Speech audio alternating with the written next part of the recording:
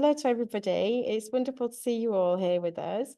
I have to say, I'm very excited and I'm really enjoying our new research seminar where we're looking at teaching programming, actually, usually with AI rather than without. And I'm really, really excited today. This is our second seminar. And as I said, we're focusing on the teaching of programming in schools and how AI might kind of support that teaching and learning. And I'm just incredibly delighted to introduce our speaker. This is Majeed Kazemi, and he's a computer science PhD student at the University of Toronto. I've been really interested in his research, and so it's wonderful that he's sharing it with us today.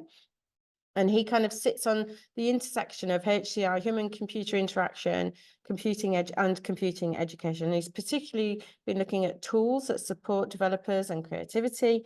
And he also investigates things like tangible programming and data-driven visual programming. And all the big thing that we're here for today is all about these large language models and how they might impact the teaching and learning, particularly it's in educational settings. And in today's talk, Majeed, he's going to explore the effectiveness of LLM-generated code in enhancing students' programming skills. And he's going to particularly looking at Codex. It's a prominent kind of LLM code generator. And he's looking at how it might reduce frustration from students, but also increase their self-efficacy. For me, I think it's Majeed's findings. They not only kind of provide us with insights into the potential kind of pitfalls and potential benefits, but it's really that important thing of the balanced integration into our classroom settings and thinking about curriculum development. So with no further ado, so Majeed, welcome. And if you'd like to share your research with us. Well, thanks for the introduction and thanks for having me. My name is Majeed. As you mentioned, I'm a PhD student at the University of Toronto. And today I'm honored to be presenting some early work that we did in understanding the effects of students learning to code using the large language model that enables them to generate code from natural language descriptions. This presentation is based on one study that we conducted in August 2022. As Jane mentioned, at that time we had access to GPT-3, and particularly we used Codex, which was a model that OpenAI trained back then, and it was actually in a free preview trial kind of a beta level of usage, but it was trained to generate code from natural language descriptions or perform code-to-code code completion generative actions. But yes, so that's why some of the results that you might see here might be slightly different. But in fact, what we see now after a year or so, that we can actually see that these results probably are not that much affected by the capability of the models themselves, but there are some interesting things that we actually found about how students are actually using them. All right, so yeah, so this presentation will be based on two peer-reviewed research papers that were published last year. One at CHI 2023, which is one of the leading conferences in human-computer interaction, and Colleague Holling Conference in Computing Education Research. Again, a very prominent venue for computing education type of research. But now let's begin with a quick introduction to what I mean by natural language programming. So large language models trained in code, these are currently powering user-facing tools such as ChatGPT, which all of you are probably familiar with, as well as GitHub Copilot's inline code completion capabilities. So what we are looking into are these multiple generative AI operations.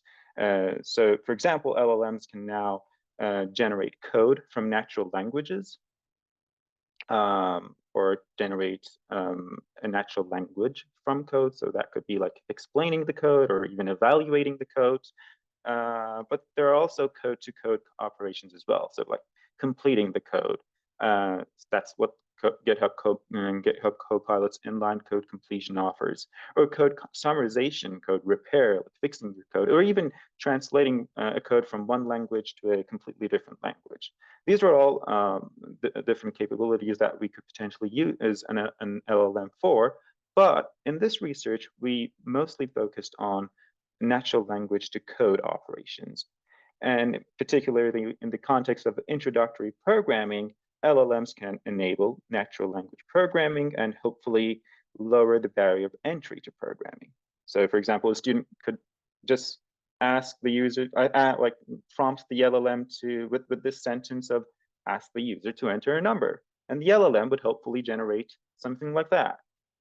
Basically, the level of abstraction that the student is thinking about the problem is not the syntax, it's what it wants to do. So this is what we are this is what we mean and define as natural language programming. And so we thought that this could potentially benefit students. They could focus on the problem-solving aspects of programming instead of syntax. It could help them debug and fix their code, and even help them learn from a variety of different correct solutions. However, there could also be potential drawbacks.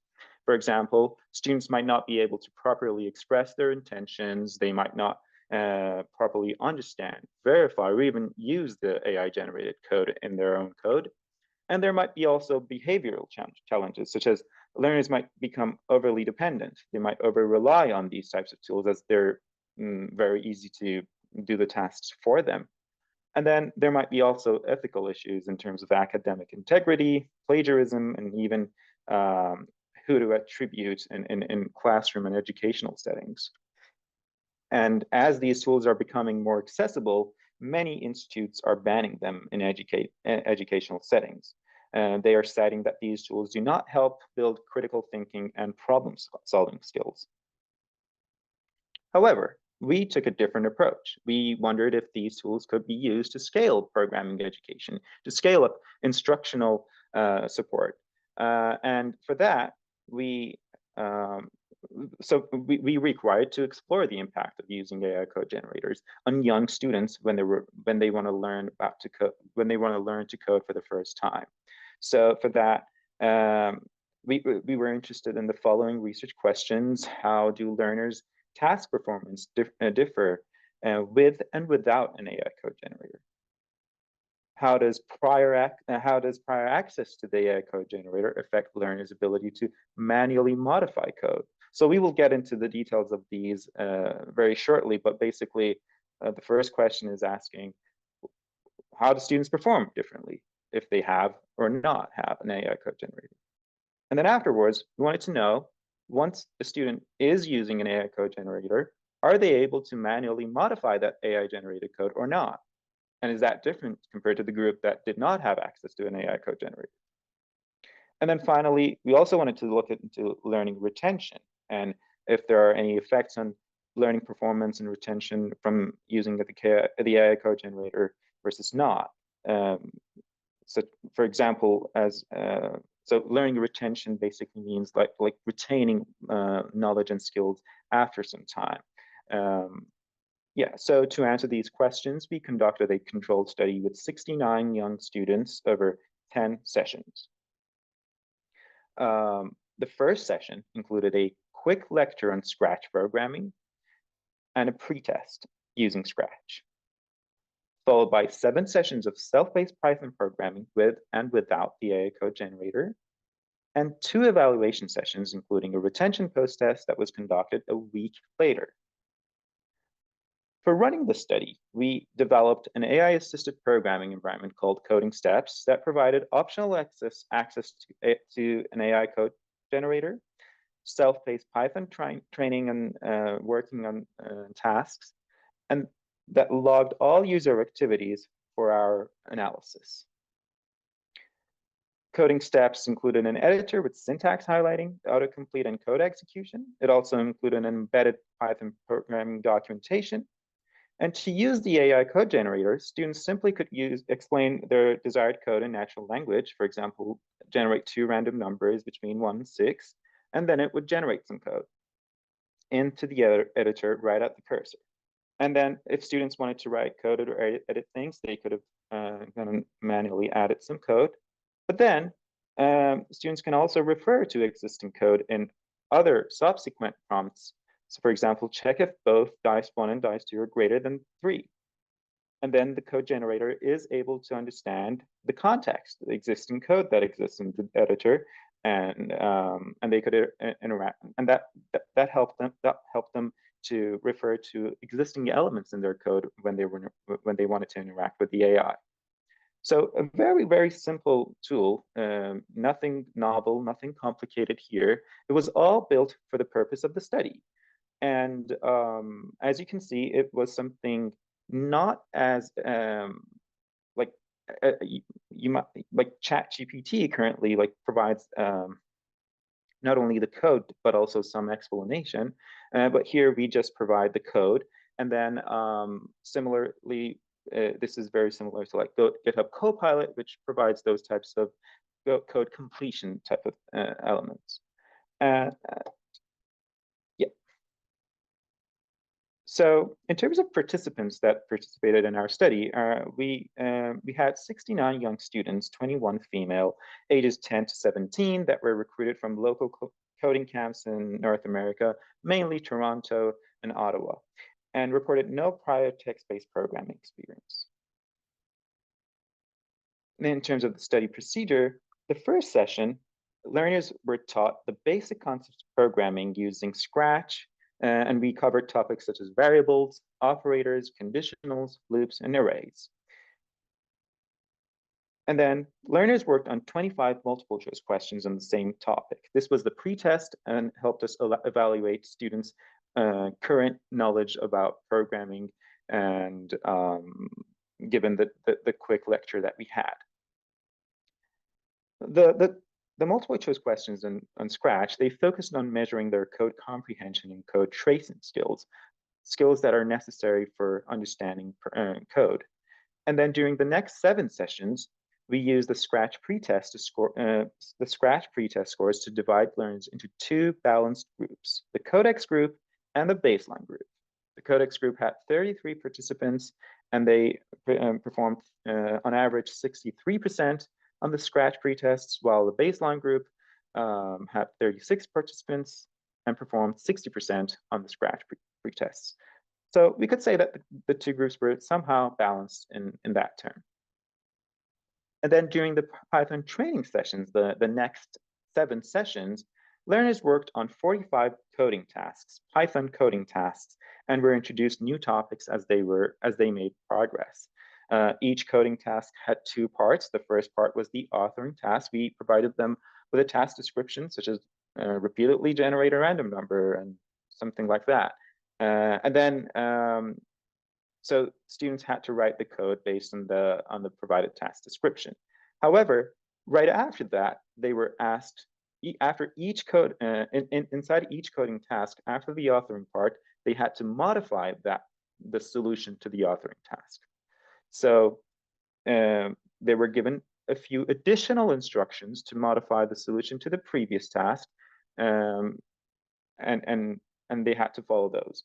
And the Codex group had access to the code generator only for the authoring task. So for the modifying tasks, both groups worked without the AI code generator.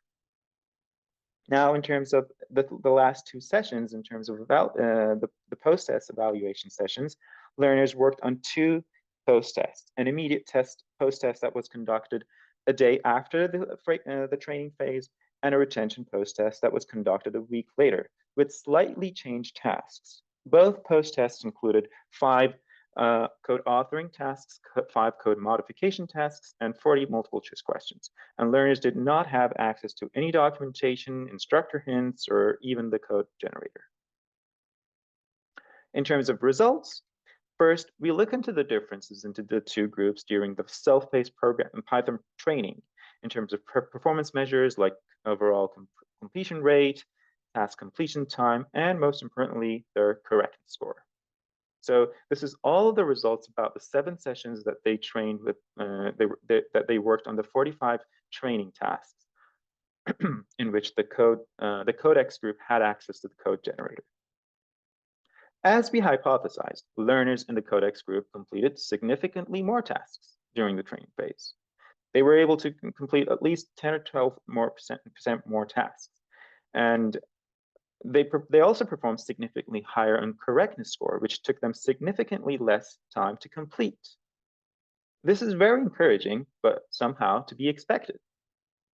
Now, on the authoring tasks in which the students use the code generator they use the code generator about 1,600 times, about 1.2 times per task. Of these 1,600 prompts that they used, about 30% of them were an exact copy of the task description. And the final code of about 50% of the tasks were 100% AI generated. They just did not modify it at all. So given that, this indicates that how extensively students use the AI code generator during the training phase.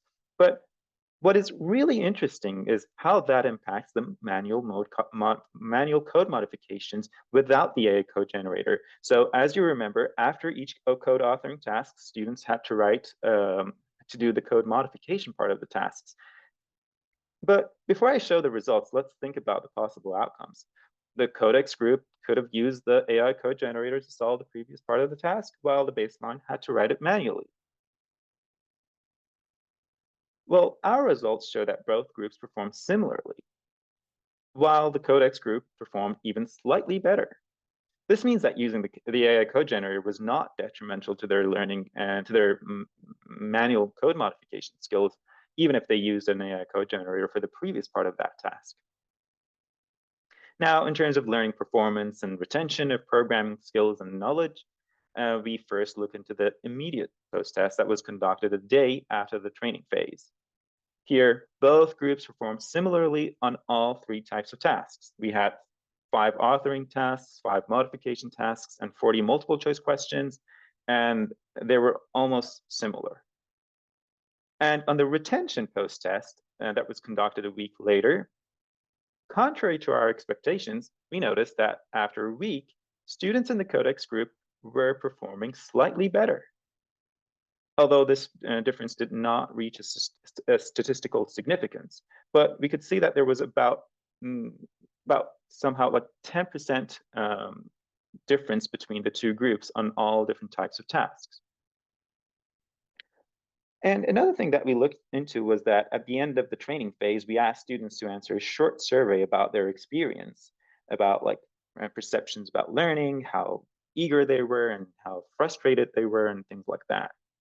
I only focus on 3 questions that were asked from both groups. The exact same question was asked from both groups. And the first one was how eager they were about learning to learn about programming. And interestingly, we found that the Codex group was much more motivated and eager to learn about programming. They also felt less stressed and less discouraged and irritated while working on the training tasks. However, both groups did report similarly in terms of perceived learning. They felt that they learned that they learned a lot about Python programming in the same amount.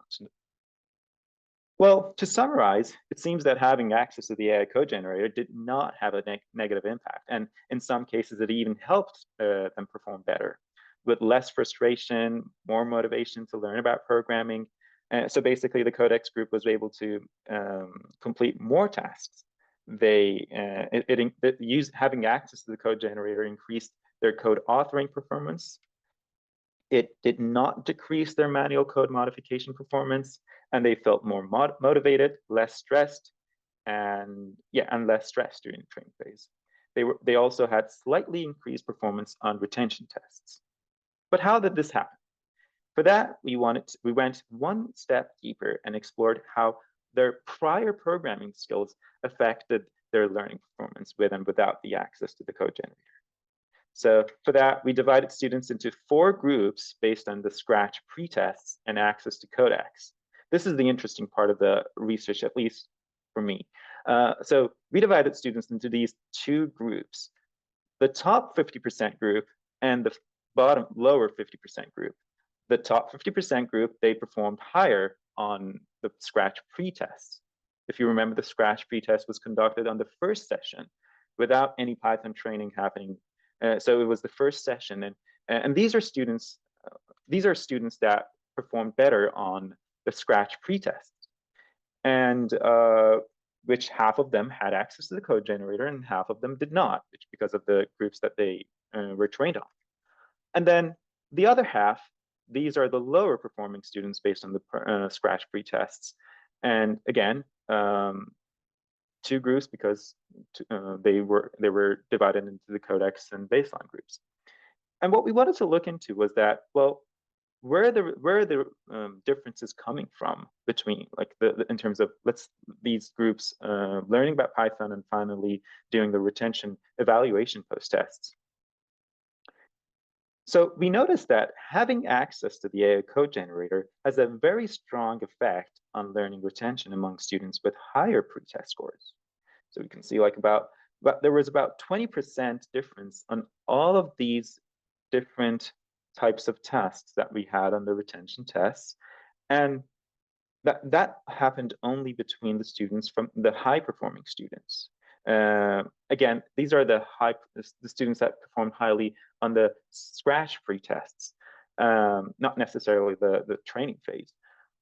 And then while students with the lower pretest scores, they performed similarly with and without access to the code generator. To me, this is the most interesting result of our study. It provides evidence that students with some prior block-based programming experience or some level of programming experience that was not necessarily text-based, because no student reported any text-based programming experience, they significantly learn much more if they had access to the code generator. And from another perspective, students that did not have the code generator, it was not detrimental to them. And well, it didn't not, but you could say that it also did not help them that much either. But we will get to that. Now, to fully understand the benefits of AI code generators in educational settings, we should understand their benefits and drawbacks, and as well as how students use them. For that, we performed a much detailed analysis and to answer these questions. How novices use the AI code generators, in what situations, and how did they write the prompts, and how did they use the code that was generated into their editor? And what coding approaches did students use when using the AI code generator, and what was the effect of their coding approach on their learning performance? For that, we analyzed about 1,300 submitted tasks that students used the AI code generator in them. So we just basically gathered all the tasks, filtered out those that did not have any code generation usage in them, and we focused on those that students used the code generator in. We collected code edit logs, console run logs, code execution events, and most importantly, the Codex usage events. We also built a tool that visualized the sequence of actions that students made while they were working on each task.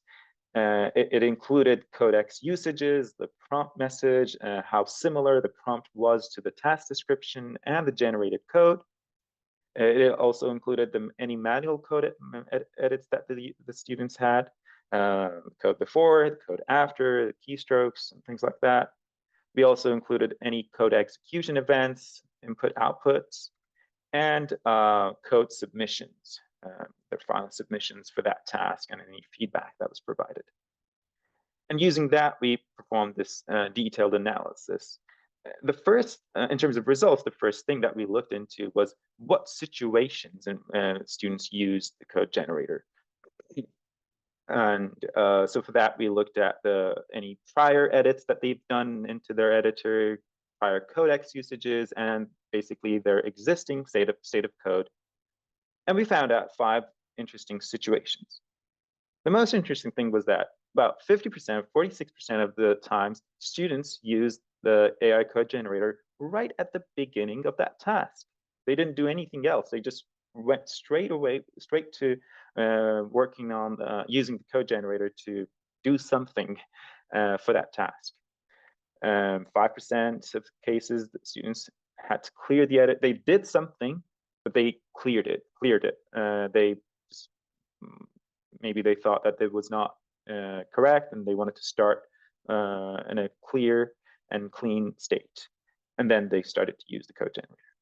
In 17% of times, they had some manual code, and then they thought about using Codex. And in 34%, they use Codex right after using Codex again. So this is an interesting thing that we will get back to in a few slides. But this sequence of the subsequent usage of Codex was an interesting pattern that we find. And then in 1% of times, we also found that students use Codex while they even have the solution to the task. But for us, using that, like using Codex right at the beginning, is a I won't say a red flag, but it's a sign of students maybe gaming the system and maybe over relying on the AI code generator. When students wanted to start with Codex, so this is like in the first most common situation in which students started the task with Codex, in 60% and about 66% of the time, students copied the full task description to generate the entire solution. In 7% of times, they rephrase the task description, sure, the entire task description, but in their own words to generate the solution. But in 26% of the times, they broke down the task into different subgoals and went to use the code generator to generate the first subgoal. Again, to me, this is my personal view that students that broke down the task were showing some level of self-regulation compared to those that went straight to copying the task description to generating the entire solution. Now, in another situation, in another interesting situation, students use Codex right after manual coding. So they performed some manual coding first, and then they wanted to use the code generator. In 27%, it was mostly incorrect, but in 41%, it was mostly correct, and in 41% it was with minor issues, but in 36% was with almost correct code. Which was interesting to see that students are actually using Codex after attempting some manual code editing themselves. And then now let's look into those subsequent usages of Codex in which students decompose the task into multiple subgoals. When students wanted to write the next subgoal, so for example, let's look at this one example. They have this. They've already asked the code generator to generate those two lines, import the random module and get a random number from 1 to 100. Some students right after this asked the AI code generator something like this, something different, asked the user to enter a number.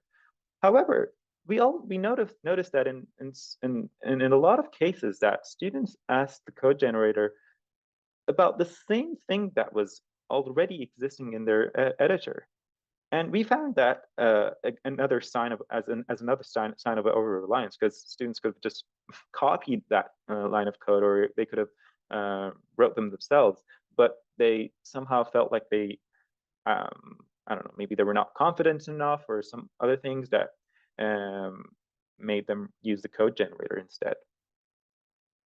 And in that 1% of cases, like 16 usages in which students use the code generator while they already had the solution, in fact, it was actually an interesting situation.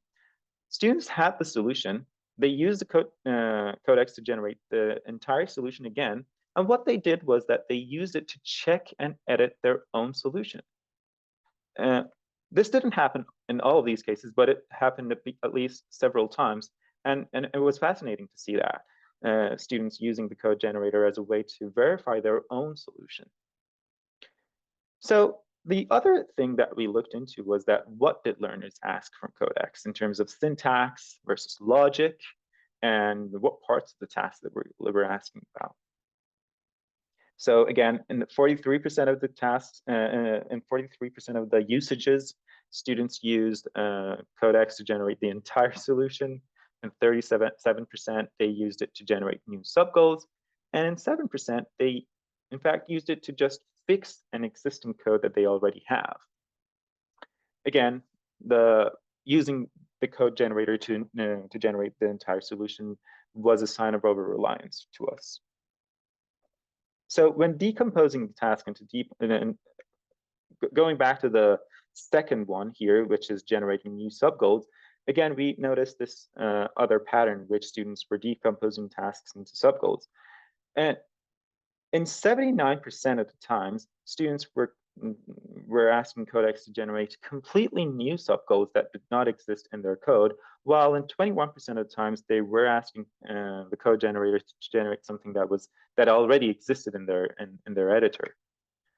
And then in terms of what they were asking, and 85% of the times they were asking for pure syntax. They were just asking like, ask the user to enter a number or generate a random number from 1 to 5, and which could be translated directly in a one-to-one mapping to syntax, almost one-to-one mapping.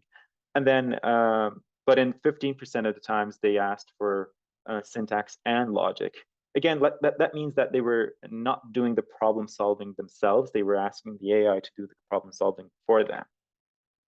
But just asking that pure syntax is something good, and we feel like that is a good usage of the AI code generator when students want to learn about programming. So in terms of the prompt properties and what their prompts included, we looked at the vagueness and the content and the relationship the prompts had to the tasks. Focusing on the relationship, but we found these 5 primary properties.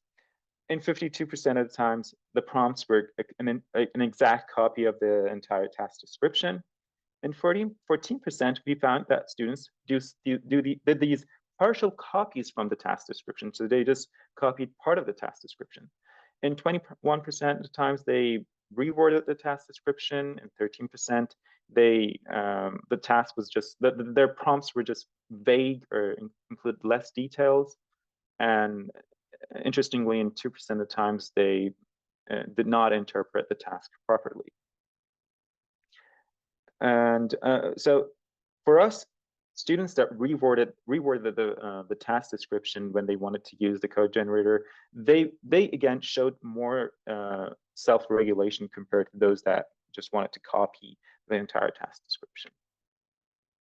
In terms of like prompt properties, we also found that sometimes students wrote prompts that were very similar to pseudocode. So look at this one example in which a student first asked the code generator to write something like their prompt basically was for n in numbers, and then comma, if n greater than L, set L to n. It's basically almost code. It was wonderful to see that one student writing something like this. And then the next prompt, they just asked it to print something. You could compare this to some other students that did not write these types of prompts. They just wrote like, find the largest number in this array. And again, like we could see that students were at different levels of abstraction even when they were thinking about these problems. And then finally, in terms of utilizing the AI code generator, utilizing the generated code into their editor, we looked into the placement of the code into their editor, modifying any existing code, and testing and verification. But most importantly, I'm going to cover the verification, like how students verified and what they did in order to verify the generated code. So this is a very interesting example. Students tinkered with the AI generated code in some cases as a way to verify the code. So we found that in some cases students like asked the code generator to like print something, print the first message in a list, and then they noticed that it's printing numbers and with the 0 index access. What they did right after that was that they changed it to 1, they ran the code, and they found that it's incorrect, and they went back. So this tinkering was a learning moment was potentially a learning moment for that student, but an interesting insight for us. We found that sometimes students do these types of activities in order to understand the generated code. So we found these common behaviors when students were running and testing the AI-generated code.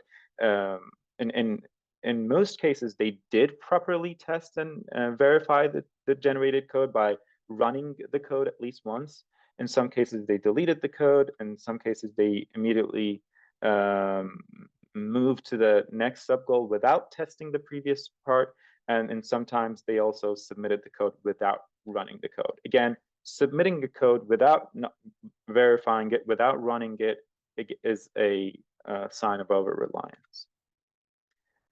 Another interesting thing that we noticed about students that try to verify their code was that, so in this particular example, they manually added code to the AI-generated code to verify it. So for example, in this example, it asked, the task was to generate 2 random numbers between 1 and 6 and check if both are greater than 3. When the code generator generates this, it'll generate this.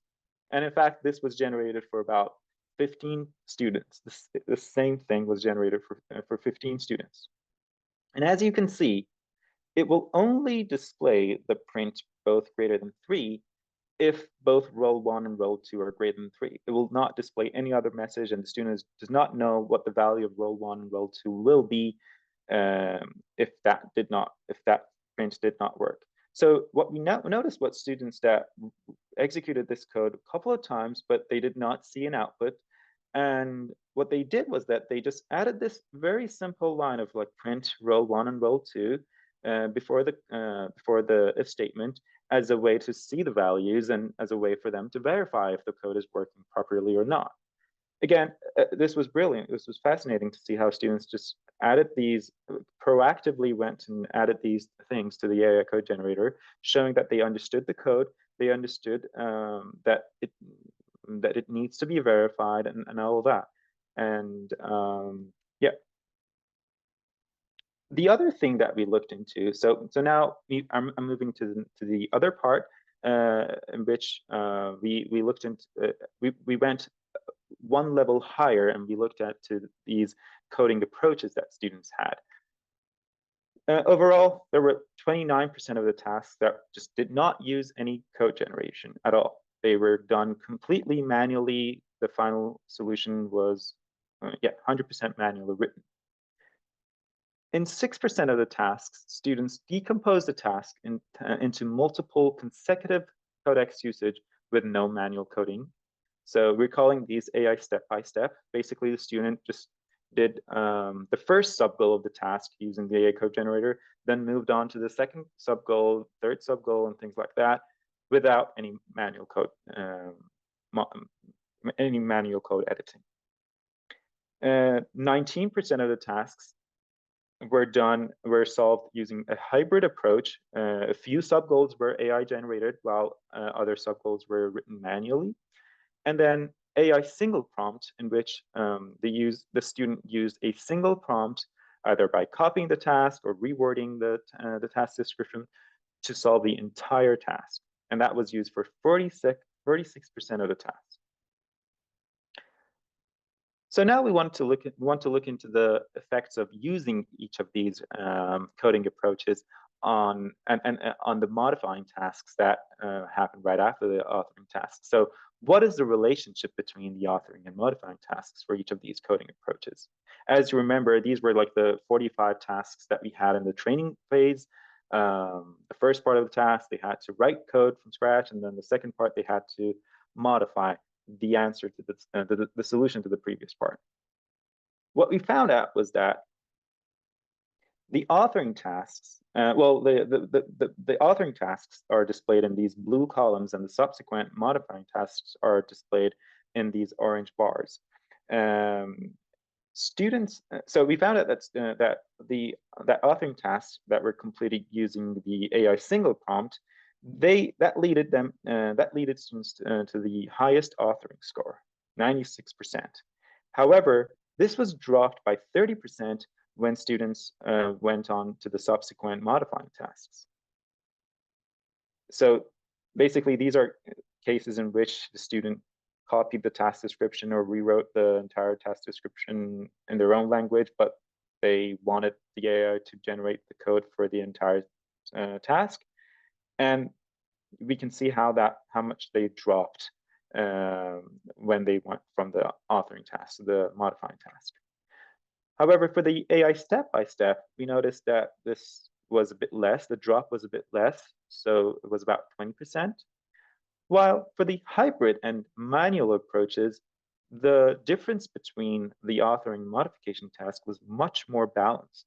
We think that the AI single prompt is probably not the best way for students to learn, while potentially the hybrid approach is something that is both high in the authoring and high in the modification tasks.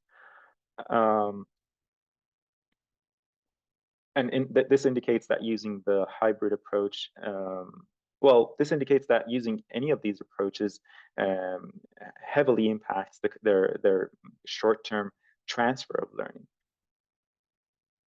Okay, now let's look into some longer-term learning impacts of using these coding approaches.